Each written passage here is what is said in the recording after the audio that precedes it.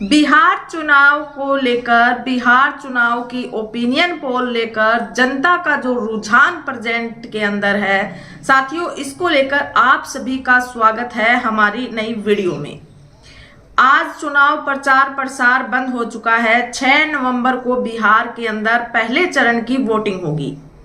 साथियों, इस वीडियो में हम चर्चा करेंगे कि बिहार के अंदर किसकी सरकार बनने वाली है, वहां का जो रुझान है जनता का वो किसकी ओर है, जो ओपिनियन पोल, जो ताजा सर्वे प्रेजेंट का वहां से निकल कर आ रहा है वो किसके फेवर में निकल कर आ रहा है। इन तमाम बातों पर आज हम चर्चा करेंगे। सबसे पहले आप सभी साथियों को क्रांतिकारी जय भीम, जय भारत, जय संविधान, जय मान्यवर साहब बाजीराम।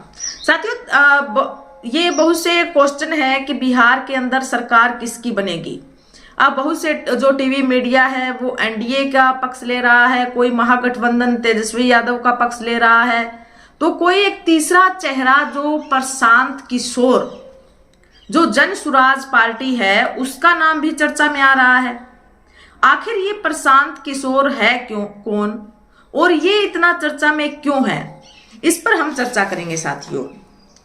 सबसे पहले अभी जो सर्वे चल रही हैं, जो टीवी मीडिया पर दिखाए जा रही हैं, वो अपने चहेती पार्टियों को भर भर कर वोट दे रहे हैं और उनकी झोली में जो सीटें हैं वो भर भर कर डाल रहे हैं साथियों। वो रियल आंकड़ा नहीं दिखा रहे हैं। और इसके अंदर आप देखेंगे कि बहुजन समाज की जो पार्टियां हैं उनका सर्वे छिपाया जा रहा है, उनका आंकड़ा छिपाया जा रहा है। क्या बहुजन समाज की जो पार्टियां हैं, जो तीसरा अलायंस वहां पर जेडीए बना है, साथ में बसपा पार्टी है, क्या इन पार्टियों को कोई सीट नहीं मिलने वाली है? आज कुछ सर्वे पर हम चर्चा करने जा रहे हैं जो प्रेजेंट के अंदर टीवी मीडिया पर खूब वायरल हो रहे हैं और खूब चर्चाएं हो रही हैं। अब ये सर्वे उनके चहेते मीडिया चैनलों के द्वारा बनाए गए हैं, तो जाहिर सी बात है ये उनको बहुमत में दिखाएंगे, उनके फेवर में सर्वे दिखाएंगे। लेकिन साथियों, आपका जो अपना चैनल है वो रियल सर्वे लेके आता है और जो बहुजन मीडिया है, बहुजन मीडिया से आम जनता की जो प्रतिक्रिया है उससे, और जो बिहार की जनता हमसे जुड़ी है उस जनता की जो ओपिनियन पोल है साथियों, उसके आधार पर हम सर्वे तैयार करते हैं और उसी के आधार पर हम देते हैं सर्वे। साथियों, कहने को तो हम भी बहुजन समाज पार्टी के फेवर में काफी सीटें दिखा दें, चंद्रशेखर आजाद जी के फेवर में काफी सीटें दिखा दें, लेकिन ऐसा करना ठीक नहीं है। हम जो वास्तव में जो रियल आंकड़ा होता है उसी पर बात करते हैं साथियों। अब आप देखेंगे कि टीवी मीडिया के अंदर कुछ जो सर्वे है वो बहुत तेजी से घूम रहे हैं। और सबसे पहले हम प्रेजेंट के हालातों पर बात करें, उससे पहले साथियों 2020 के अंदर जो चुनाव हुए थे उस पर थोड़ी चर्चा करते हैं कि 2020 के अंदर किस पार्टी का क्या पोजीशन बिहार के अंदर रही थी।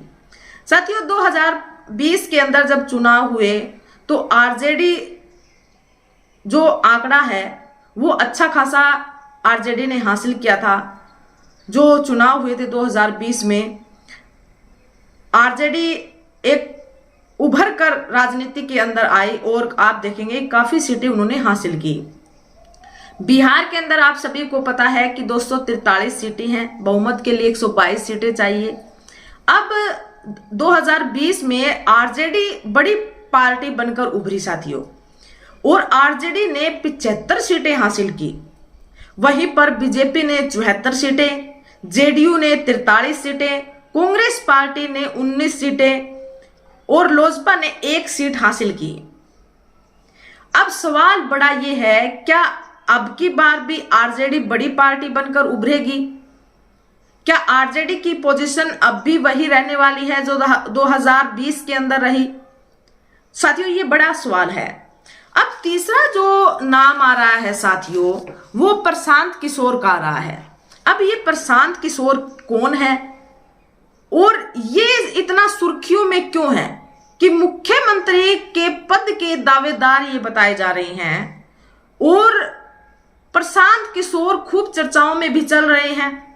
तो ये चर्चा में क्यों है? मुख्यमंत्री पद का जो दावा कर रहे हैं, ये दावा किस आधार पर कर रहे हैं?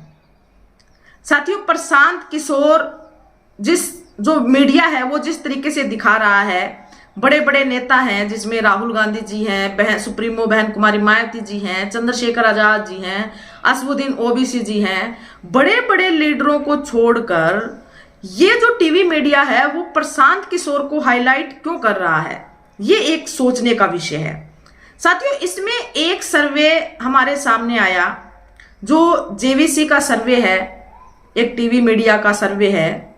वो सर्वे हमारे सामने आया और उस सर्वे में दिखाया गया कि प्रशांत किशोर अगर चुनाव नहीं लड़ते हैं तो किसको फायदा होगा और किसको नुकसान होगा। इसमें जो उत्तरदाताओं ने जवाब दिए हैं साथियों, 46% जनता ने ये माना कि चुनाव न लड़ने से एनडीए को लाभ होगा। प्रशांत किशोर अगर चुनाव नहीं लड़ते हैं तो 46% लोगों ने मत दिया कि इसको एनडीए को लाभ होगा। वहीं पर 36% लोगों ने यह माना कि इससे महागठबंधन को बेनिफिट होगा और 18% लोगों ने यह माना कि इससे कोई प्रभाव नहीं पड़ने वाला है।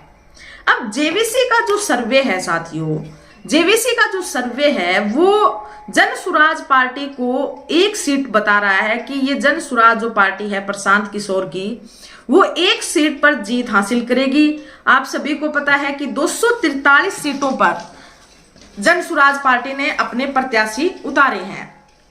अब जेवीसी का जो सर्वे है, जेवीसी का जो सर्वे है वो एनडीए और महागठबंधन को लेकर भी बताया गया है कि किस पार्टी का कितना आंकड़ा होगा और इसमें इस सर्वे में कितनी सच्चाई है उस पर भी हम चर्चा करेंगे। साथियों, इसमें जो बीजेपी पार्टी को सीट बताई जा रही है जेवीसी के सर्वे के अनुसार 70 से 81 सीटें बीजेपी पार्टी को बताई जा रही है। जेडीयू को 42 से 48 सीटें, एलजेपी को 5 से 7 सीटें, हम पार्टी को 2 सीट और आरएलएम को 1 से 2 सीट यहां पर बताई जा रही है। यानी कुल मिलाकर एनडीए को जो जेवीसी का सर्वे है वो जो सीट दे रहा है वो 120 से 140 सीट दे रहा है। जबकि साथियों प्रेजेंट के जो हालात हैं बिहार के अंदर, लगता नहीं कि ये आंकड़ा ये छू पाएंगे। इस आंकड़े के आसपास भी एनडीए नजर नहीं आ रहा है बिहार के अंदर। तो इससे साफ जाहिर होता है कि इनका ये जो सर्वे है वो एनडीए को फेवर करता हुआ दिखाई दे रहा है ये सर्वे। वहीं महागठबंधन की बात करें तो महागठबंधन को आरजेडी को 69 से 78 सीटें, कांग्रेस पार्टी को 10 से 17 सीटें, सीपीआई एमएल को 12 से 14 सीटें, सीपीआई को 1 सीट और जो सीपीआई एम है इसको 1 से 2 सीट दिखा रहा है साथियों।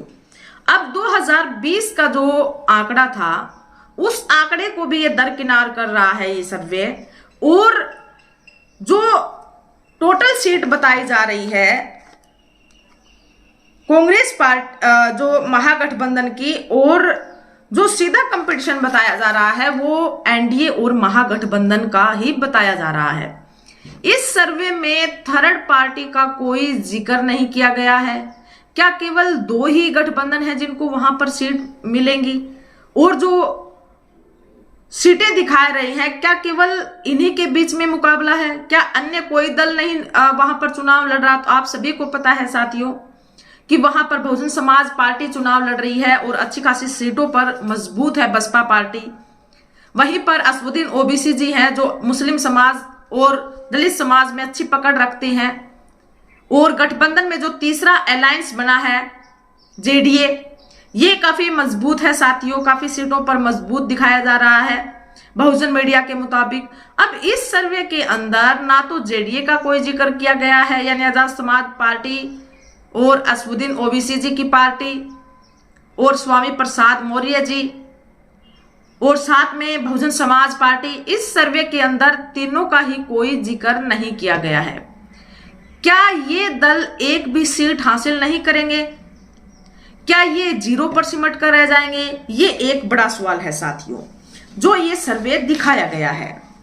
अब साथियों हम जो रियल आंकड़ा है जो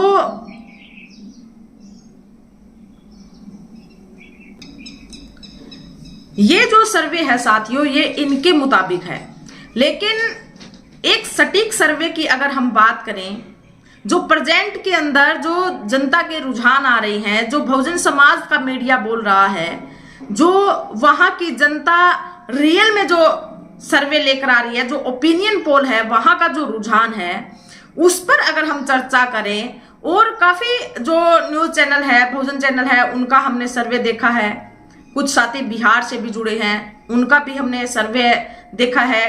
तो उस सर्वे के मुताबिक हम अगर विश्लेषण करें तमाम जो बहुजन चैनल है उनका, और जो ये टीवी मीडिया, गोदी मीडिया, मनुवादी जो मीडिया है, जो इनकी चहेती मीडिया है, उन मीडिया का सर्वे, और इन सभी सर्वेों का विश्लेषण कर कर अगर हम क्रॉस चेक करते हैं तो साथियों एक रियल आंकड़ा हमारे पास आता है। वो रियल आंकड़ा बीजेपी और पार्टी को 60 से 65 सीटें बता रहा है साथियों। जेडीयू को 22 से 32, एलजेपी को 2 से 3, हम और आरएलएम है साथियों, इनको 0 और 1 के बीच में दिखा रहा है, यानी इनको ज्यादा से ज्यादा 1 सीट मिल सकती है या ये 0 पर ही सिमट कर रह जाएंगे। तो साथियों कुल मिलाकर एनडीए 80 से 85 सीटें दिखा रहा है। वहीं पर महागठबंधन की अगर बात करें तो आरजेडी 90 से 95, कांग्रेस पार्टी 18 से 20, सीपीआई एमएल जो है वो 8 से 10 सीटें दिखा रहा है, सीपीआई 1 से 2 सीट और सीपीआई एम 2 से 1 सीट दिखा रहा है साथियों। ये महागठबंधन का रियल आंकड़ा है, ये ओपिनियन पोल है, सर्वे का रुझान है।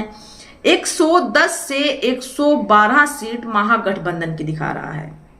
वहीं पर अगर हम बात करें तो जो जेडीए है, जो तीसरा अलायंस है, चंद्रशेखर आजाद जी, असदुद्दीन ओवैसी जी, स्वामी प्रसाद मौर्य जी, इनका जो गठबंधन है साथियों, ये गठबंधन 10 से 12 सीटें दिखा रहा है कि 10 से 12 सीटें जेडीए जो गठबंधन है वो हासिल करेगा, जो तीसरा अलायंस है वो हासिल करेगा। वहीं पर बसपा पार्टी, बहुजन समाज पार्टी की भी यही पोजीशन रहने वाली है। 10 से 15 सीटों पर बसपा पार्टी मजबूत बताई जा रही है और यहां से बसपा पार्टी के प्रत्याशी जीत हासिल करेंगे। साथियों ये रियल आंकड़ा है, ये बहुजन समाज की जो पार्टियां हैं, जो अनदर टीवी चैनलों पर नहीं दिखाई गई हैं, जो टीवी मीडिया का जो सर्वे रिपोर्ट आ रही है उनके अंदर कहीं नहीं दिखाई गई है। ये बिहार चुनाव ही नहीं, जहां कहीं पर भी चुनाव होते हैं वहां पर बहुजन समाज की पार्टियों को दरकिनार किया जाता है, उनका आंकड़ा नहीं दिखाया जाता। लेकिन बसपा पार्टी और जो जेडीए अलायंस है, इनका अच्छी पोजीशन के अंदर बिहार के अंदर चल रही है और यहां पर वो सीट हासिल करेंगे। साथियों बड़ा सवाल ये है कि जो ये आंकड़ा हम बता रहे हैं, इस आंकड़े से आप कितने सहमत हैं और बिहार के अंदर किसकी सरकार बनने वाली है? बहुमत के लिए 122 सीटें चाहिए।